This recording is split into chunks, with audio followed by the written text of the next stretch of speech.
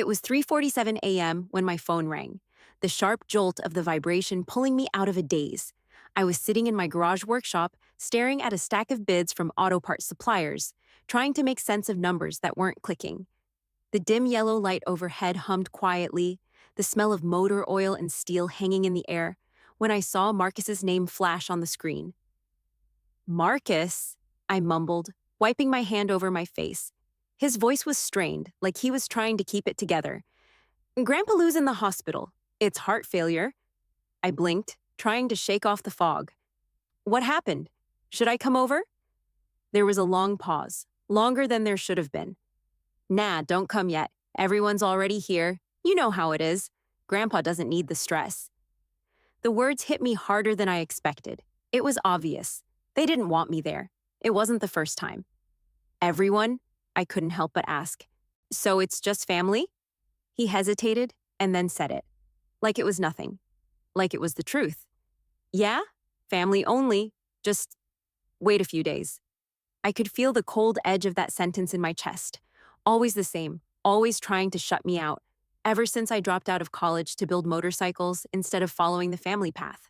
I clicked the phone off, feeling the familiar burn of being the outsider.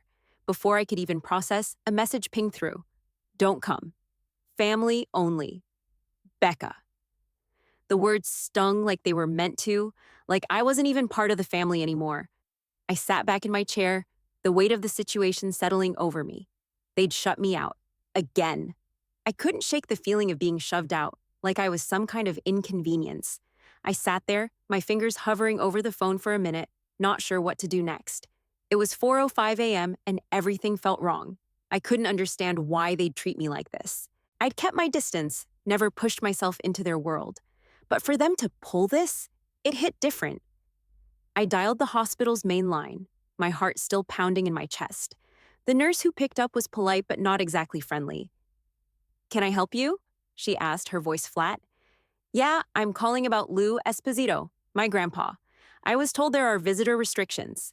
She paused for a second. Oh, it's just limited visitors, not family only. You should be fine to come by. I froze, my stomach dropping. Limited visitors.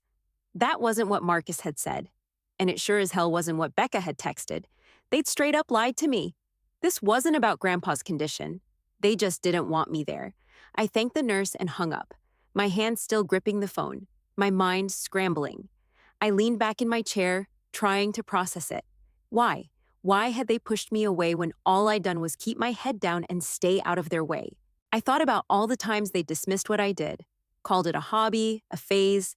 Every single time I talked about the custom bikes I built or the factory I opened, they looked at me like I was some dreamer who'd never make it. Even after I'd gone national, had clients in other states, even after the business started pulling in money, real money, they still acted like it was just some garage project, a hobby, and now this. Family only, as if I didn't belong. I could feel the frustration bubbling up, my pulse quickening. Fine. If they didn't want me there, I'd make sure Grandpa knew I cared. I grabbed my phone again, this time dialing Ronnie's number. He picked up on the second ring.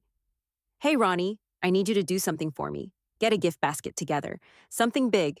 I'm talking jerky, books, a radio, car magazines, whatever will make it feel like a real treat. Get it to the hospital. Grandpa's room. Right now. Got it, he said without hesitation.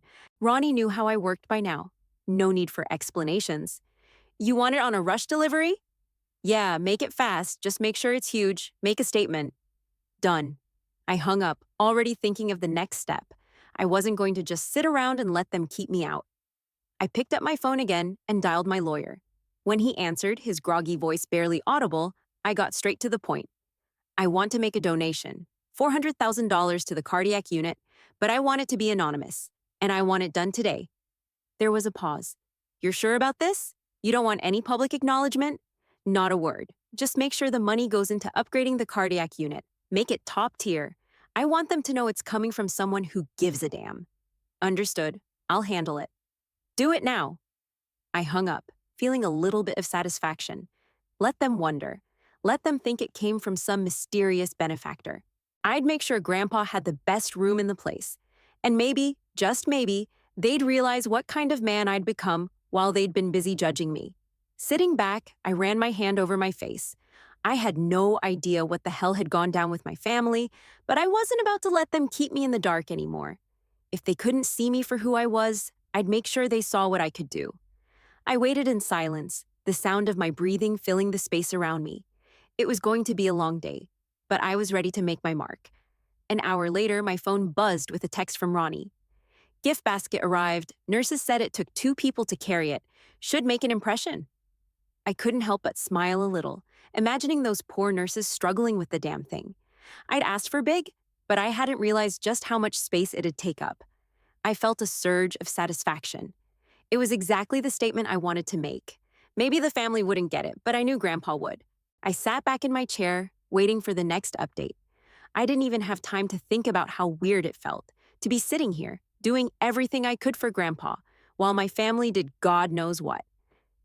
A few minutes later, my lawyer called.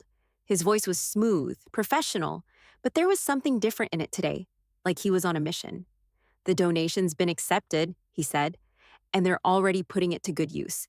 They're upgrading one of the cardiac units into a private comfort unit. It's got new top-of-the-line monitoring equipment, private nurses, and a full remodel, all ready to go. They're moving patients in today. I leaned forward, my pulse picking up again. I wasn't expecting them to move this fast, but I wasn't about to complain. I'd made sure it was going to be the best room in the place. I rubbed my hand over my jaw, thinking it over. Can you get them to let the family in room 203? My grandpa's room? Know that this new suite's available? Just don't mention my name. I don't want it public. But, let them know. He didn't ask any questions, just gave a quiet, understood. That was the thing about having someone like him on your side. He didn't need explanations. He just made things happen. I ended the call and sat there in the stillness for a minute, feeling both calm and restless. This was it. The family was going to get their answer, even if they weren't ready for it. Around lunch, the first text came in. It was from Marcus. I heard about the upgrade. Did you have something to do with it? I didn't respond right away. Another message came through, this one from Becca. What's going on with Grandpa's room? Why did they move him to that fancy unit? I stared at the screen, the words from my cousins feeling cold in my hands. It was like they were just trying to figure out what angle they could use now that they knew something had changed. They knew I had a hand in it, but they weren't asking the right questions. A few more texts came in, all of them following the same theme. Why the upgrade? Was this something I arranged? Was Grandpa okay? Then my phone rang. It was Marcus. Hey, I said, keeping my tone neutral. What's up? I need to know what's going on. The nurses said Grandpa's room got moved to a new suite, something like a resort. And I heard it was paid for by a private donor. What the hell, man? He didn't sound mad, but I could tell he was confused. They weren't used to me pulling strings like this, not in ways they could see. I kept it casual, leaning back in my chair. Well, looks like I made sure Grandpa was taken care of. Can't leave family hanging, right? There was a brief silence before he spoke again, quieter this time. Did you pay for it? I let the silence hang for a second before I said, yeah, I did. Thought he deserved the best. He didn't respond right away. Then finally, why didn't you say anything? Why should I have? You guys weren't interested in what I was doing. I couldn't help myself, the words slipping out before I could stop them. I've been out here, building my life, and you guys didn't give a damn about it until now. I heard the sharp inhale on the other end of the line. Marcus wasn't used to me being this direct. Are you saying you? He stopped, clearly trying to choose his words carefully. You've done well, huh? Yeah, I said. I've done well. The line went quiet again. I could practically hear him processing everything. Finally, he sighed. Grandpa's been asking for you. He's been wondering why you haven't come yet. I felt my chest tighten at the thought of Grandpa, but I couldn't just drop everything. I'll be there soon. I'll make arrangements. All right, he said, his voice a little softer now. Thanks for everything, man. I guess we'll see you soon. I hung up and sat there for a moment, looking at the phone. The family was starting to wake up to the fact that things weren't the same anymore. They couldn't keep pretending I wasn't part of things. And I wasn't going to keep pretending to be the outsider anymore, either. I looked over at the shop, the hum of the workshop still in the background. Grandpa was still with us, and I was going to make sure he knew I cared in ways that counted, even if no one else did. My phone buzzed again, this time with Marcus's name flashing across the screen. I knew this was coming. He'd been holding his breath since the upgrade, and now it was time to exhale. Yo, I answered, keeping my tone casual, though I could already hear the tension in his voice. All right, what the hell is going on? Marcus didn't waste any time. The hospital moved Grandpa to a private suite, like something out of a resort. Private nurses, state-of-the-art, everything. They're telling me it came from a private donor. What kind of donor are we talking about? I let a beat of silence hang in the air before speaking, keeping my voice neutral. I don't know. Must have been someone who wanted to help. Doesn't sound like a bad thing, right? Come on, man, he pressed, clearly frustrated now. You're telling me you had nothing to do with it? That's bullshit. The family wants to know who paid for all this. I could practically hear him pacing on the other side of the phone, his confusion and anger mixing together. I played it cool, though. I'm just as curious as you are, but honestly, I don't know who did it. Guess we'll all find out when the bill comes. He let out an exasperated sigh. You really expect me to believe that? I could feel the tension building, but I wasn't ready to crack. Not yet. I paused, letting him chew on the silence before dropping the truth. Okay, fine. I've done all right for myself. My shop's not just some little operation anymore. It's a national chain now. We supply parts all over the country. We've grown. A lot. There was a sharp intake of breath from Marcus, and I could practically hear the wheels turning in his head. Wait, what? Your shop? Since when? What the hell, man? Since you guys stopped asking, I said flatly. I've been keeping it low-key. I got tired of hearing the jokes about my hobby and phase, tired of hearing that I wasn't doing it right. So I just kept quiet. There was another long silence on the other end of the line, longer than I was comfortable with. I could feel the weight of the conversation shifting, like we were finally getting to the real stuff that had been brewing under the surface for years. You've been hiding all this from us? He finally asked, his voice softer now, like he was processing it all. How the hell were we supposed to know? Maybe you should have tried asking, I said, more bitterness slipping into my words than I'd intended. But you were too busy with your own lives to care what I was doing. There was no denying it anymore. The air was thick with all the years I'd spent trying to prove myself, trying to make something real, while they all just kept assuming I was lost. I didn't know what to do with you, man, Marcus said, his voice quieter now, regret creeping in. We thought you were throwing it all away. But this changes everything. I could hear the shift in his tone. Maybe they hadn't known, maybe they hadn't cared, but now they were starting to see something different. Yeah, well, it's too late for that, I said, my words coming out harsher than I meant. But it's not about me anymore, is it? Grandpa's been asking for me. I could practically feel the shift in Marcus's energy, the tension easing just a little. Yeah, he has. He's been asking for you, and I think it'd mean a lot if you came. He's been pretty down. We didn't know how to handle it all, man. I think he'd really appreciate seeing you. I didn't hesitate. I couldn't. All right, I'll come. I'll get a flight out today. I'll have my driver take me to the airport. Marcus sighed in relief. Thanks, man. I'll let everyone know. Yeah, I said, already grabbing my jacket and heading out the door. I'll see you guys soon. I hung up, the phone feeling heavy in my hand. I wasn't sure what to expect when I saw them again. The family wasn't just going to forgive me for what had happened, and I wasn't sure I wanted them to. But Grandpa, he was the reason I was going. I couldn't let him down, not after everything. I called my assistant, Ronnie, on my way to the car, gave him the details for my flight, and told him to get everything squared away. He promised me he'd handle it all. I glanced at the city skyline as I made my way through Detroit, my thoughts still running wild. My family hadn't gotten it for years, and they still didn't. But maybe, just maybe, Grandpa would be the one to see me for who I really was. By the time I made it to the hospital that night, the world outside felt like a blur. Streetlights flashing by, the low hum of traffic, and my thoughts twisting around everything that had happened. The hospital itself felt sterile, its fluorescent lights casting a harsh glow over everything. I walked through the sterile halls, feeling like a stranger, but when I got to the room, it was like stepping into something out of place. Grandpa's new suite was nicer than most hotels I'd stayed in. Walls painted a soft, calming gray. The bed dressed in white linens, the room spacious and quiet. There was a fresh bouquet of flowers by the window and the sound of a radio softly playing in the background. The whole room felt like it was built for comfort, not just care. When I stepped in, Grandpa was lying there, his eyes half closed, looking exhausted. But as soon as he saw me, his face lit up. For a moment, it was like time stopped. "Well, look who finally showed up," he said, his voice weak but warm. "Been waiting for you." I swallowed hard, not expecting it to hit me like this. "I'm sorry, Grandpa. I've been trying to come all along." He blinked, the smile not fading. "They told me you were too busy to make it.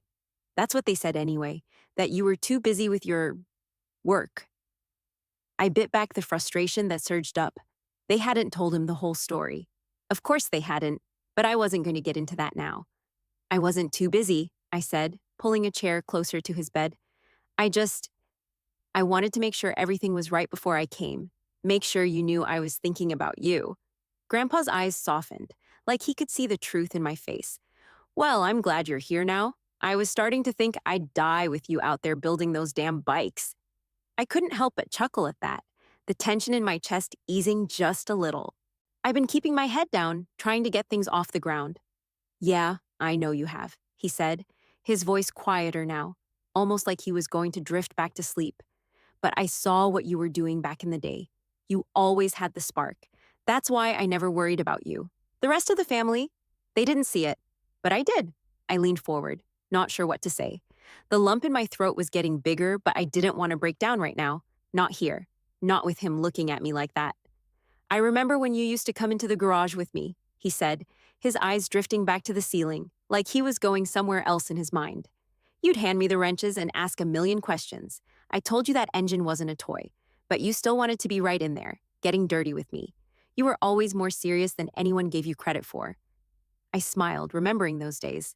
"You never let me touch the good stuff, though."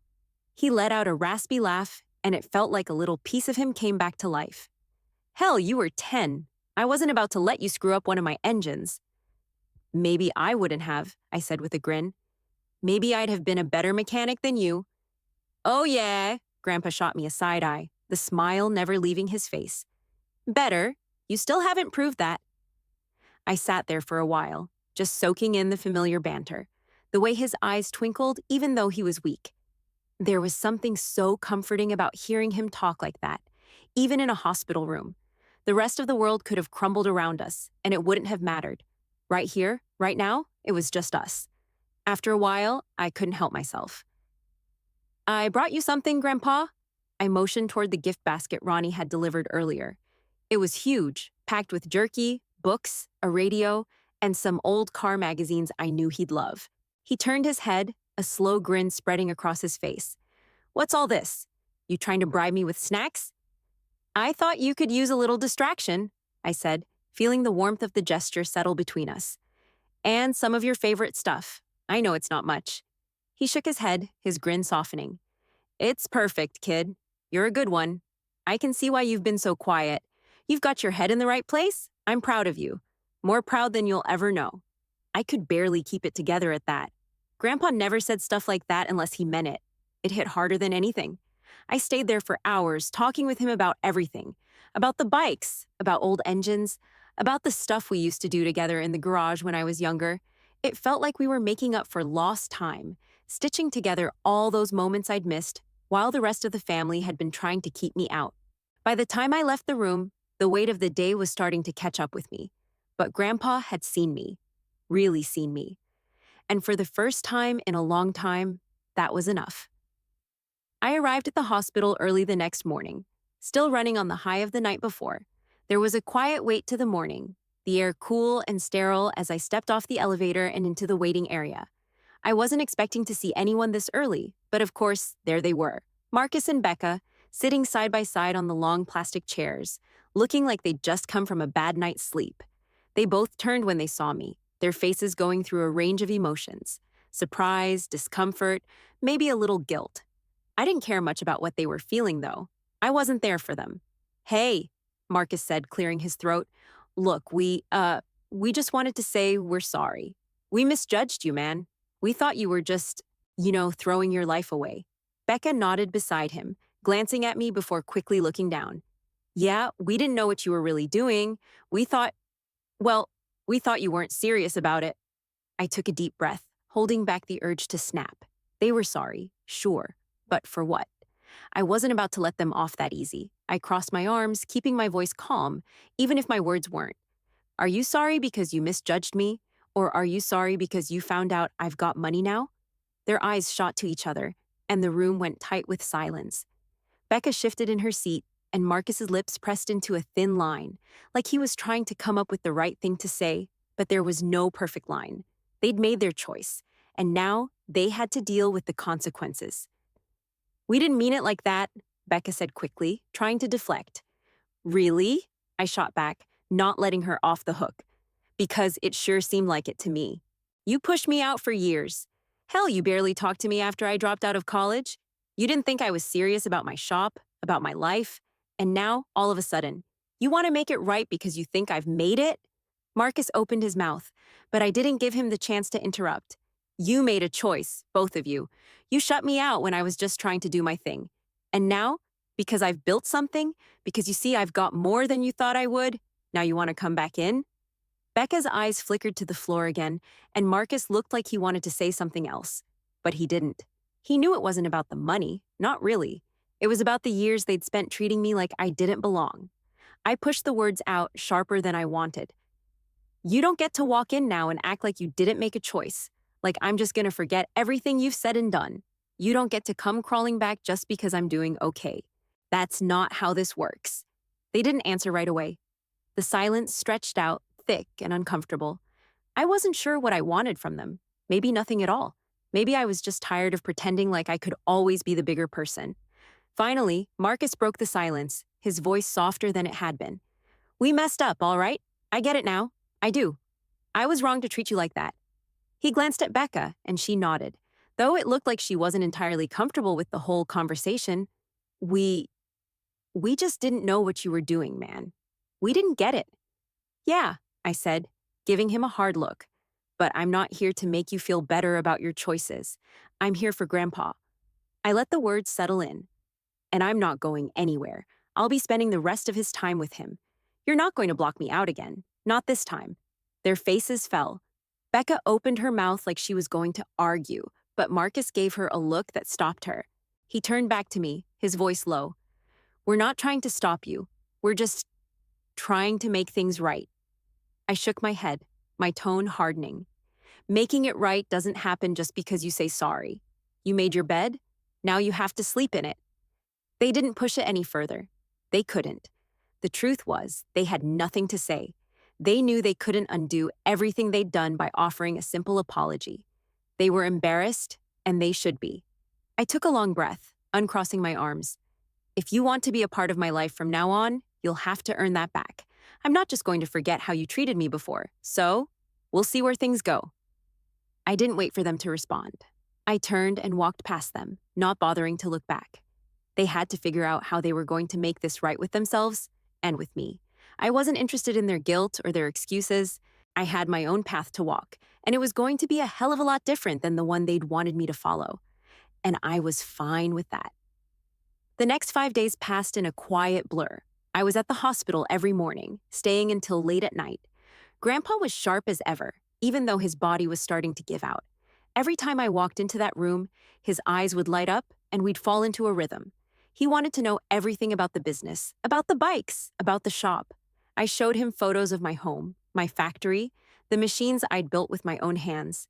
He'd nod along, asking questions I never expected, like how I picked suppliers, which parts I trusted the most, even my strategies for marketing. At first, I thought he was just humoring me, but the more we talked, the more I realized he got it, more than anyone else ever had. See, I knew you'd make it, he said one afternoon, his voice a little weak but steady. You always had the fire. I didn't worry about you when everyone else did. His words were a balm I didn't know I needed. I never got that from anyone else. My parents, my cousins, none of them understood why I'd dropped everything to build something with my own hands. But Grandpa did. He'd seen that fire in me, even when I couldn't see it myself. You should be proud of what you've done, he told me one morning as I showed him a picture of the custom chopper I'd just finished building. You followed your own path and you made it work. Not everyone can say that. I felt my chest tighten at that. Thanks, Grandpa. That means more than you know. For the first time, I didn't feel like I was explaining myself or defending my choices. He just knew. He didn't ask questions about why I hadn't taken the safer route or why I hadn't followed the family's idea of success. He accepted me for what I was and what I was becoming. The days bled together in the quiet moments we spent. We'd sit for hours, talking about engines, about old cars, about the times he used to work on stuff with my dad before he passed. I'd listen to his stories, every now and then sharing a laugh, though they were starting to feel more like memories than conversations. Grandpa was getting weaker by the day, and I could tell. He knew it too. On the sixth day, I came in early. The room was still, quieter than it had been. Grandpa was propped up in bed, his eyes half closed but still alert. I sat down beside him, taking his hand. He squeezed mine, and for a moment, everything else fell away. "I'm proud of you, kid," he said softly, his voice barely a whisper. "Proud of what you've built." I nodded, fighting the lump in my throat. "I wish you could see it all, Grandpa. Everything I've done, everything I'm still doing." "You've shown me enough." His grip tightened, just a little. "That's enough for me." I sat there with him for a long time, just holding his hand. The room was quiet except for the soft hum of the machines and the occasional rustle of the nurses outside the door. It was peaceful in a way that I hadn't expected, like the calm before the storm. I don't know how long we sat there, but sometime later his breathing slowed, almost imperceptibly. His hand in mine was warm, but it started to feel different, fainter, as though the last of his strength was leaving him. I could feel the change before I saw it. Grandpa's eyes fluttered open one last time, and he gave me a small smile. His voice, barely above a whisper, was still steady. "Take care of yourself, all right?" I nodded, swallowing hard, but I couldn't speak. All I could do was hold his hand, my heart breaking with every passing second. His breathing slowed even more. And then, just like that, he was gone. I stayed there for a while afterward, the silence in the room heavier than I'd ever known. I didn't want to let go, not just yet. I wasn't ready to leave him behind. The nurse came in a little while later, but I didn't speak, didn't move. I just sat there, staring at him, remembering the way he'd always been, strong, stubborn, kind. When I finally stood up, I kissed his forehead, my hand still lingering on his. It was time to let go, but in that moment, I wasn't sure I ever would. I stepped out of the room, the weight of it all heavy on my shoulders. I wasn't just walking out of a hospital room, I was walking out of a chapter of my life. Grandpa had been the one person who saw me for who I really was, and now he was gone. But I knew one thing for sure, he was proud of me. That would be enough to carry me forward. The funeral was everything Grandpa deserved. Dignified, simple, but done right. I took care of all of it. The casket, the flowers, the reception, it all went through me. It wasn't about impressing anyone, but making sure Grandpa got what he deserved. I even set up a new shop class program at his old high school. In his name, something that would live on long after we were all gone. It felt like the right thing to do, something that honored him, something that carried his legacy. But the family, they showed up, of course, polite but stiff, with that awkward air that hung between us like smoke. They were all in their black clothes, standing in tight little clumps, looking at me like I was some kind of outsider they didn't know what to do with. I didn't care. They could feel whatever they wanted. Uncle Ray was the first to try and make small talk, his voice too loud in the otherwise quiet room. "You know, your company's really impressive, kid," he said, fidgeting with the edge of his jacket like he wasn't sure what to do with himself. "Didn't realize you'd done so well?" I stopped, turning to him, my jaw tight. "Yeah, well, I did all of this for Grandpa, not for you or anyone else." His mouth snapped shut, and for a second there was a flicker of recognition in his eyes, like maybe he'd just figured out that he didn't have a clue what was going on in my life, that we hadn't had a clue. But he didn't say anything else. He just shifted his weight and looked away. The others were the same, sneaking glances at me like they were trying to gauge how much they could say before I decided to shut them down again. Becca kept her distance, her arms folded tightly across her chest. Marcus was in a corner, doing that thing where he pretended to be deep in conversation with someone, but I knew he was just avoiding me. I didn't care. They'd made their choice, and now they had to live with it. I focused on Grandpa, on the ceremony, on the people who actually mattered. I kept it simple, keeping my emotions in check, not letting the weight of the room suffocate me. This wasn't about making a point to my family. It was about giving Grandpa the send-off he deserved. And then the family started to feel it. the awkwardness, the guilt, whatever was hanging in the air. I could see it on their faces. It wasn't just that they were sad, it was like they realized everything they'd ever said about me, about my business, about my path, had been wrong. They hadn't understood, and now they couldn't pretend anymore, but I didn't want to get into it with them. Not now, not here. This wasn't the time for a confrontation, not when we were all gathered to say goodbye to Grandpa. I wasn't going to make this funeral about proving a point to them. Still, I caught a few whispers, some awkward glances, and I knew they were talking about me, about everything that had happened. They felt exposed now, didn't they? They thought I'd be a failure, a dropout, someone who'd never amount to anything. Now that I had something to show for it, now that I had their attention, it was too late to apologize or pretend like they hadn't judged me. So I kept my focus on the important things, the way the ceremony honored Grandpa, the way the room felt full of people who genuinely cared about him.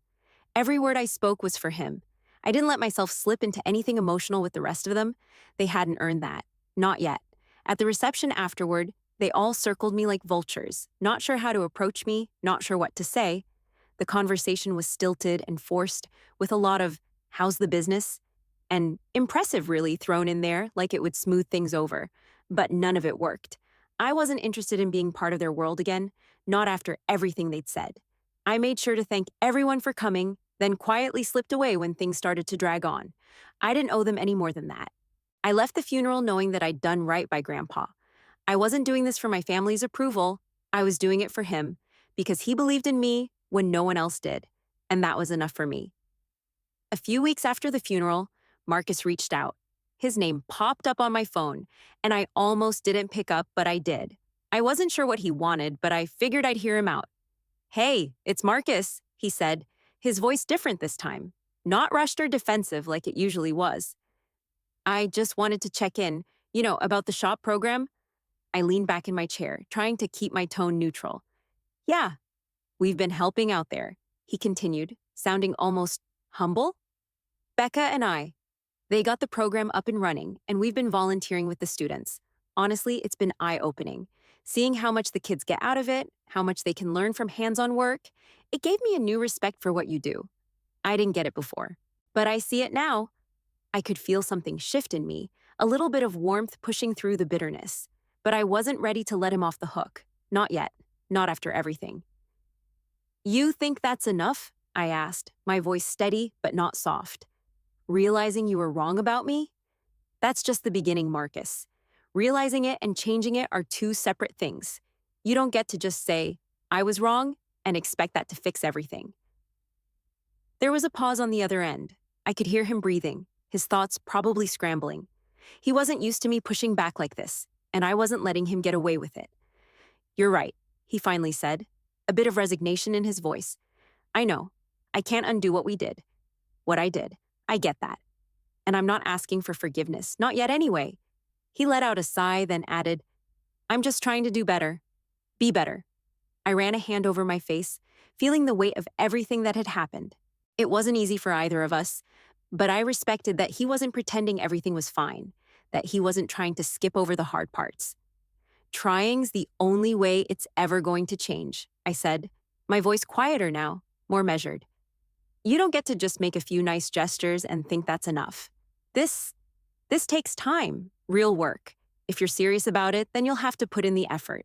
Not for me, for yourself." "Yeah," he said, and I could almost hear him nodding, like he was agreeing with every word I said. "I get it. I will. I don't want things to stay the way they were. I don't." I didn't have to say anything else. The silence that followed felt different, like we'd both taken a step forward, even if it was just a small one. "I appreciate you reaching out," I said finally, my voice softer. "And I appreciate the work you're doing with the kids. But just know, you've got a long road ahead if you want to make it right with me." He didn't try to argue. He didn't try to justify anything, and I could tell he was being genuine. "I know," he said. "I'll keep at it. Thanks for listening." I didn't say much more before I hung up. I didn't need to. The conversation was a small start, but it was something. I wasn't ready to let him back in, not yet. But maybe, just maybe, this was a sign that he was willing to do the work. That was the only way anything would ever change between us. I set the phone down and sat there, letting the quiet of the room settle over me. The family was still out there, still trying to figure out how to deal with me. But I wasn't their problem anymore. They'd made their choices, and I was making mine. If Marcus was really going to change, he'd have to prove it. And the only way I'd let him back in was if he earned it. That was how things were going to be now. I was back in Detroit, walking through the shop, the smell of oil and metal filling the air, the hum of the machines in the background like a constant pulse. My mind kept drifting back to Grandpa, to the hours we spent in his garage, him teaching me how to weld, how to build. He never once told me I was wasting my time, never once looked at me like I wasn't doing something important.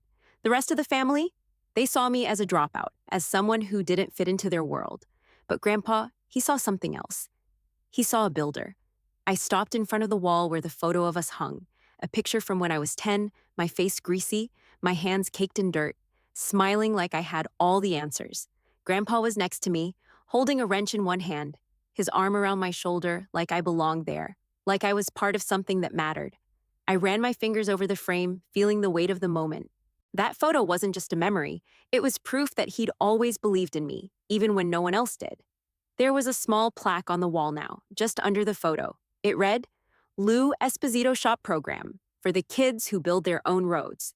It wasn't much, just a simple sign, but it meant everything. That program at the high school was the kind of thing Grandpa would have loved, something that would help kids like me, kids who didn't fit into anyone's mold but had the drive to make something with their hands. I thought about how, if he were still here, he'd be in the middle of it all, helping the kids in that shop just like he helped me. But even though he was gone, the program, that plaque, and the work I did in this shop were all part of his legacy now. Some families give you limits. They tell you what you can't do, what's out of your reach, what's practical and safe. Grandpa never did that. He gave me tools, tools that went beyond the ones in his garage. He gave me the kind of foundation that let me build something real, something that no one could take away. I looked around the shop again, at the bikes lined up along the walls, at the machines that hummed and buzzed with life. Everything I'd built was because of him. Everything I'd done, I did with the tools he gave me, both literal and the kind that showed me how to keep going, no matter how hard things got. And that was worth more than anything I'd ever earned.